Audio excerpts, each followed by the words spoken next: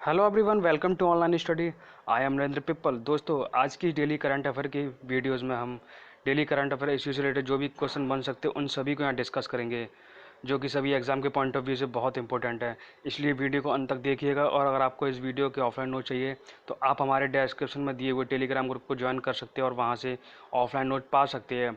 और डेली की वीडियोस पाने के लिए डिस्क्रिप्शन से सभी क्लासेस की टाइमिंग भी देख सकते हैं, और आप सभी सब्जेक्ट के इंडिविजुअली तरीके से पढ़ने के लिए आप प्लेलिस्ट में जाकर इनको सर्च कर सकते हैं।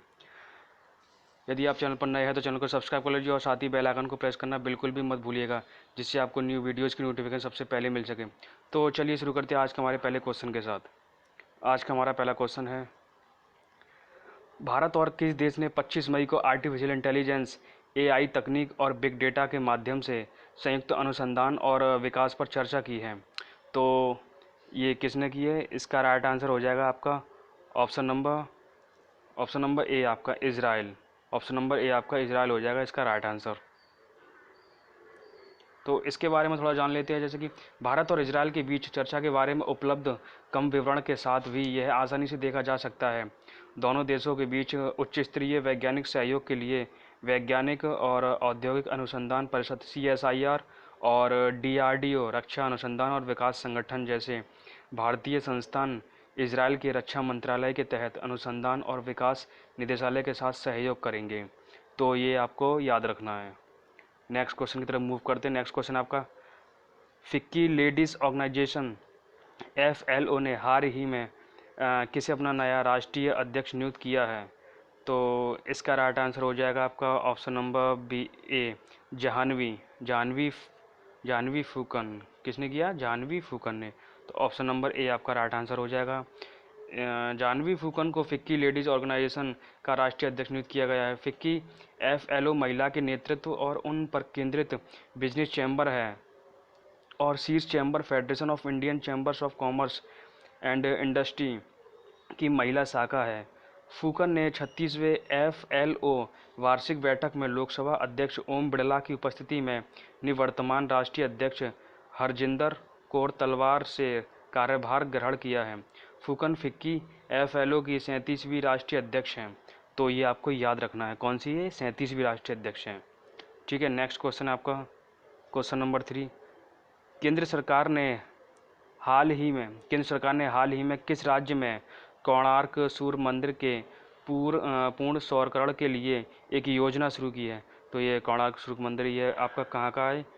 तो ये किसने शुरू की है? कहाँ से किसने शुरू की है? ये उड़ीसा ने शुरू की है। तो इसका राइट आंसर हो जाएगा ऑप्शन नंबर ए, इसका राइट आंसर हो जाएगा। तो ऊर्जा मंत्रालय ने हाल ही में कहा है कि केंद्र सरकार ने उड़ीसा के कोणार्क सूर्य मंदिर और कोणार्क शहर को पूरी तरह से सौर ऊर्जा से जगमग करने की योजना शुरू की है।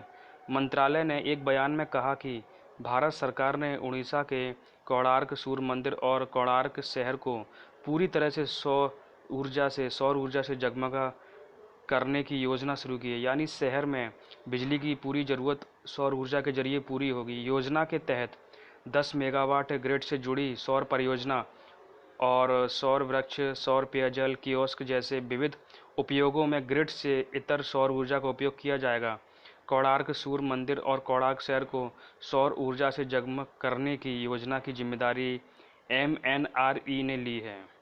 ठीक है, तो इसको आपको याद रखना है, ये एग्ज़ाम के पॉइंट ऑफ व्यू से इम्पोर्टेंट है। अगर आपको वीडियो अच्छी लग रही तो प्लीज़ इसको लाइक कीजिए एंड शेयर कीजिए।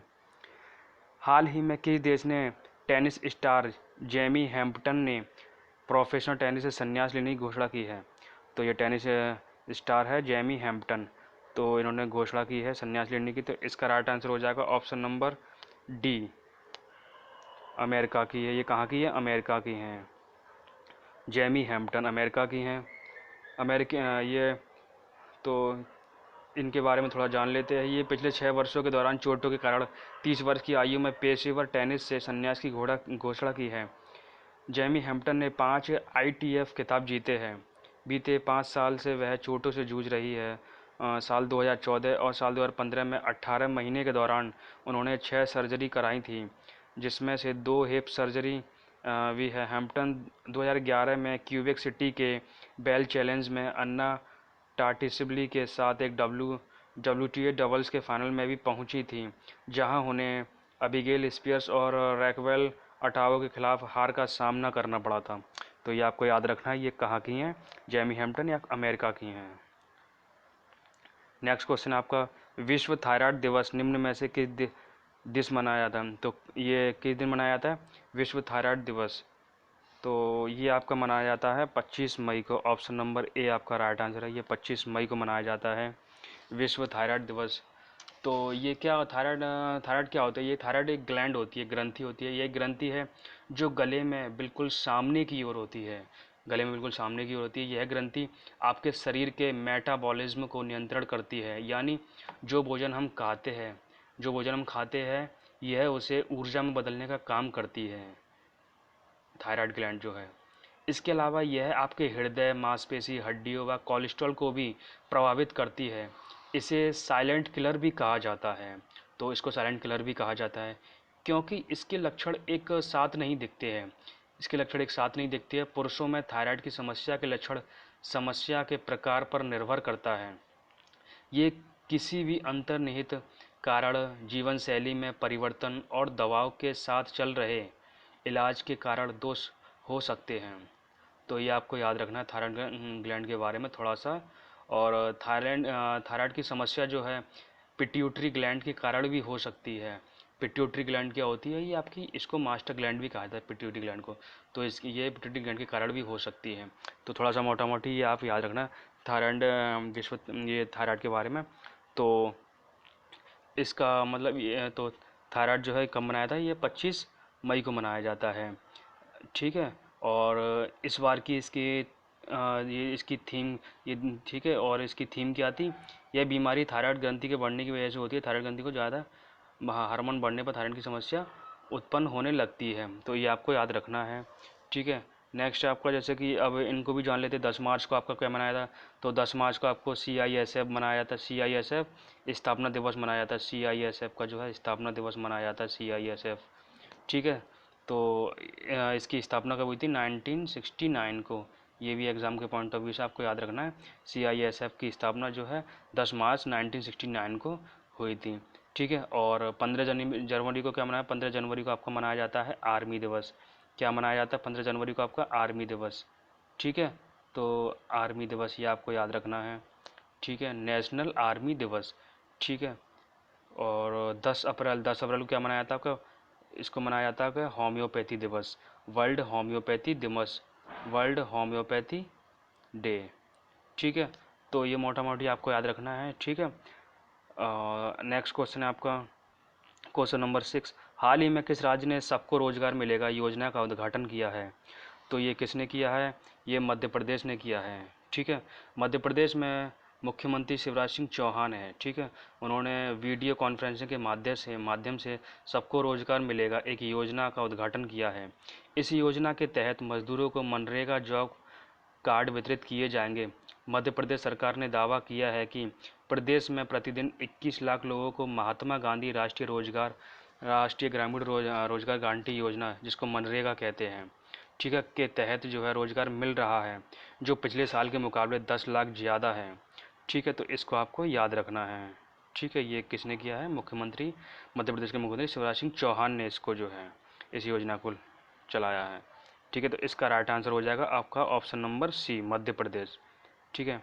नेक्स्ट क्वेश्चन है आपका, सुप्रीम कोर्ट के किस पूर्व न्यायाधीश ने भारतीय विवाद समाधान केंद्र का उद्घाटन किया है, जो कागज रहित विवाद समाधान का माहौल मुहैया कराता है? तो ये किसने कराया है? ये आपका AK सीकरी ने कराया है। ऑप्शन नंबर ए आपका राइट आंसर है। सुप्रीम कोर्ट के पूर्व न्यायाधीश AK सीकरी ने भारतीय विवाद समाधान केंद्र का उद्घाटन किया है, जो कागज रहित विवाद समाधान का माहौल मुहैया कराता है। इस मध्यस्थता समिति में उच्च न्यायालय, जिला अदालतों के पूर्व न्यायाधीश के अलावा पूर्व नौकरशाह, चार्टर्ड अकाउंटेंट, वास्तुकार, उद्योग जगत के दिग्गज लोग आदि शामिल हैं, ठीक है। तो न्यायमूर्ति AK Sikri Singapore international commercial court के अंतर्राष्ट्रीय न्यायाधीश भी हैं, ठीक है। तो ये किसके? सिंगापुर इंटरनेशनल कमर्शियल कोर्ट के अंतर्राष्ट्रीय न्यायाधीश भी हैं, ठीक है। तो ये भी आपको याद रखना है। नेक्स्ट क्वेश्चन आपका क्वेश्चन नंबर 8, किस राज्य सरकार ने केंद्रीय कृषि सुधार योजना के तहत अद्वितीय सौर बाढ़ की कृषि सुरक्षा कार्यक्रम को लागू करने के लिए प्रारंभिक कार्य शुरू कर दिया है? तो ये किसने कर दिया है, किस राज्य ने कर दिया है? ये तमिलनाडु ने कर दिया है। ठीक है, तमिलनाडु ने कर दिया है। इसका राइट आंसर हो जाएगा ऑप्शन नंबर बी, इसका राइट आंसर है। ठीक है, तमिलनाडु ने कर दिया। कोविड-19 लॉकडाउन की वजह से सामान्य कृषि गतिविधियों से अस्थायी विराम का उपयोग किसानों के द्वारा इस तरह के अभिनव तैयारी कार्यों में किया जा रहा है। चूँकि राज्य के कई जिलों त्रिची, थैनी, कोयम्बटूर आदि में पश्चिमी घाटों की तलहटी है, इन क्षेत्रों में कृषि भूमि हमेशा जानवरों के हमले से जोखिम में होती है। इस पृष्ठभूमि के खिलाफ राज्य के विभिन्न हिस्सों में पर्यावरण के अनुकूल गैर प्रदूषणकारी सौर पैनलों द्वारा संचालित विद्युत बाड़ स्थापित किए जा रहे हैं। केंद्रीय कृषि सुधार योजना के तहत बिजली की बाड़ बनाने की लागत 50%, जिसमें बिजली पैदा करने वाले सौर पैनल स्थापित करना शामिल है, किसानों को सब्सिडी के रूप में प्रदान किया जाएगा। ठीक है, तो ये आपको याद रखना है। नेक्स्ट क्वेश्चन आपका, निम्न में से किस देश ने हाल ही में अपने पहले मानव रहित ड्रोन हेलीकॉप्टर का परीक्षण किया है? तो ये किसने किया है? ये चीन ने किया है। ठीक है, इसको आप याद रखना, चीन ने किया है। चीन ने हाल ही में अपने पहले मानव रहित ड्रोन हेलीकॉप्टर का परीक्षण किया है। इसका नाम क्या है? AR-500C इसका नाम रखा गया है। ठीक है, तो ये आपको याद रखना, चीन ने किया है। ठीक है, आज का लास्ट क्वेश्चन है, हाल ही में किस राज्य ने निवेश को आकर्षित कर खेल गतिविधियों को बढ़ाने के लिए खेल को उद्योग का दर्जा दिया है? तो ये किसने दिया है? मिजोरम ने दिया है। किसने दिया है? इसका राइट आंसर हो जाएगा ऑप्शन नंबर ए, मिजोरम ने दिया है। मंत्रिमंडल की बैठक के बाद राज्य के खेल मंत्री रॉबर्ट रोमाविया रायटे ने कहा है कि मंत्रिमंडल ने खेल और युवा मामले के विभाग के प्रस्ताव खेल को उद्योग का दर्जा देने की मंजूरी दी है। खेल मंत्री रॉबर्ट रोमाविया रायटे ने इस फैसले को ऐतिहासिक और अभूतपूर्व करार देते हुए कहा कि इससे राज्य में खेल और इससे जुड़े विभिन्न क्षेत्रों में बड़े पैमाने पर विकास की शुरुआत होगी। उन्होंने कहा कि यह खेलों के समग्र विकास के प्रति राज्यों की प्रतिबद्धता को दर्शाता है। ठीक है, तो इसको आप याद रखना।